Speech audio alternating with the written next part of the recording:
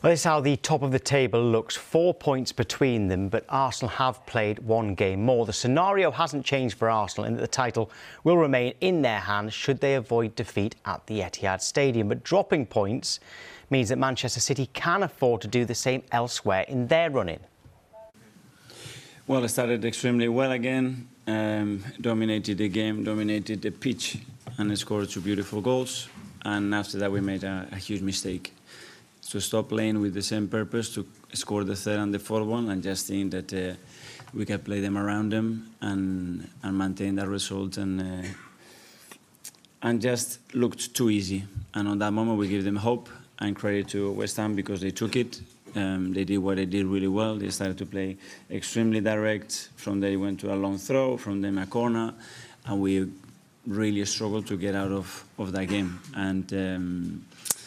And if you don't go into defend your box the way you should in the 2 goals that we concede, then you have to do many more things much better for longer periods in the match. And then there is another moment when you can go after 50 minutes 3-1 up, and probably the game is over, and 2 minutes later you concede the goal. But this is part of football. My worry is after 2-0 that we make that huge mistake and don't understood what the game required in that moment. Yeah, anxious times for Arsenal fans then. Well, that result, following up their 2-2 draw at Anfield, makes them the first side in Premier League history to blow consecutive 2-0 leads whilst leading the Premier League. Those results mean that Arsenal have now dropped 4 crucial points from winning positions in the title race in their last 2 games. And then we compare that to the number of points they've dropped from winning positions throughout the rest of the season, and it paints a pretty worrying picture. Just 4 points dropped from August through to March. Well, only 4 other teams in Premier League history have ever given up consecutive 2-0 leads in back-to-back games. This is how different it could have been for Arsenal. How big will this moment turn out to be in Arsenal's season? Bukayo Saka dealing with penalty heartbreak for the 2nd time in his short career, missing a chance to put his team 3-1 up, but the Arsenal star is backing himself to bounce back. After the game, Saka chose to focus on the future, posting this to his Instagram: "Regardless of the outcome, I'll always accept my responsibility.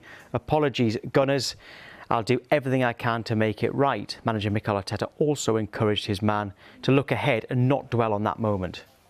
The same that the team has to respond, because probably if you do the 3-1, you're going to win the match. And maybe you win the game for a bigger margin, and then we are not discussing about what happened here. So you have to put everything into context. If you are prepared to take responsibility to take penalties, you have to know that in that package, the possibility to miss is 100%. At some stage, you're going to miss penalty, and you have to be able to react after that. If not, you cannot be a penalty taker. And Bukayo has been through that, and he will go through that again. He's a brilliant player, isn't he?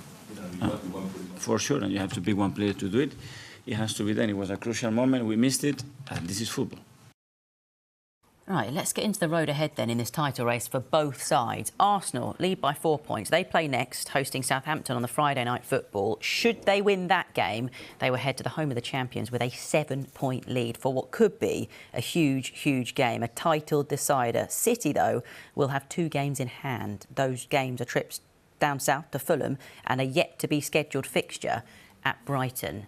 So then, 2 points gained this weekend by Manchester City. You can see the impact that has had on Opta's title predictor. Manchester City now with an almost 2 in 3 chance of winning another Premier League title.